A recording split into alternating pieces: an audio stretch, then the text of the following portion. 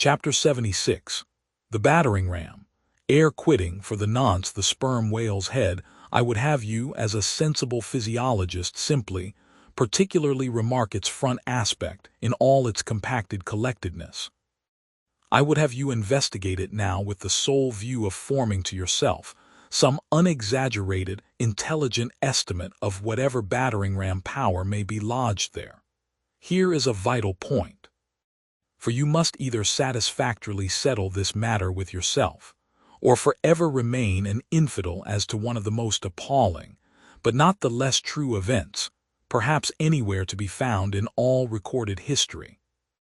You observe that in the ordinary swimming position of the sperm whale, the front of his head presents an almost wholly vertical plane to the water.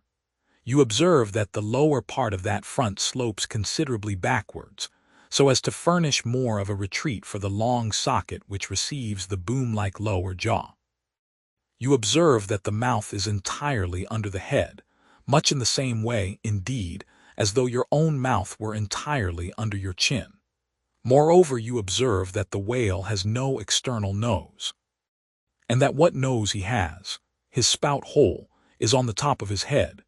You observe that his eyes and ears are at the sides of his head, nearly 1/3 of his entire length from the front. Wherefore, you must now have perceived that the front of the sperm whale's head is a dead, blind wall, without a single organ or tender prominence of any sort whatsoever.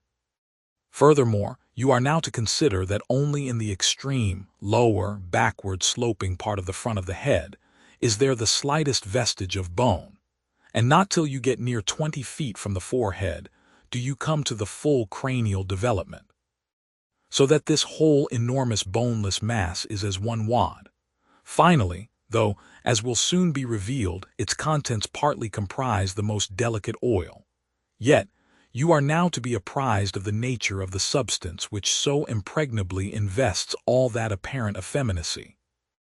In some previous place I have described to you how the blubber wraps the body of the whale as the rind wraps an orange. Just so with the head, but with this difference. About the head this envelope, though not so thick, is of a boneless toughness, inestimable by any man who has not handled it. The severest pointed harpoon, the sharpest lance darted by the strongest human arm, impotently rebounds from it. It is as though the forehead of the sperm whale were paved with horses' hoofs. I do not think that any sensation lurks in it. Bethink yourself also of another thing. When two large, loaded Indiamen chance to crowd and crush towards each other in the docks, what do the sailors do? They do not suspend between them, at the point of coming contact, any merely hard substance, like iron or wood. No, they hold there a large, round wad of tow and cork, enveloped in the thickest and toughest of ox hide. That bravely and uninjured takes the jam which would have snapped all their oaken handspikes and iron crowbars. By itself, this sufficiently illustrates the obvious fact I drive at.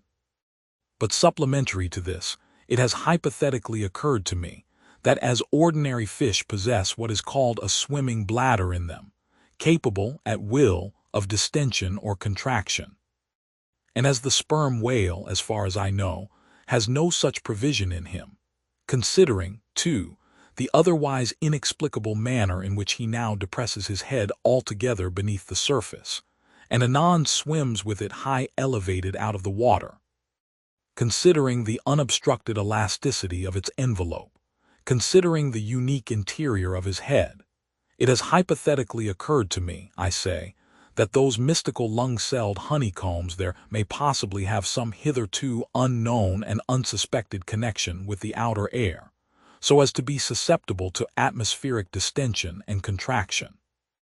If this be so, fancy the irresistibleness of that might, to which the most impalpable and destructive of all elements contributes.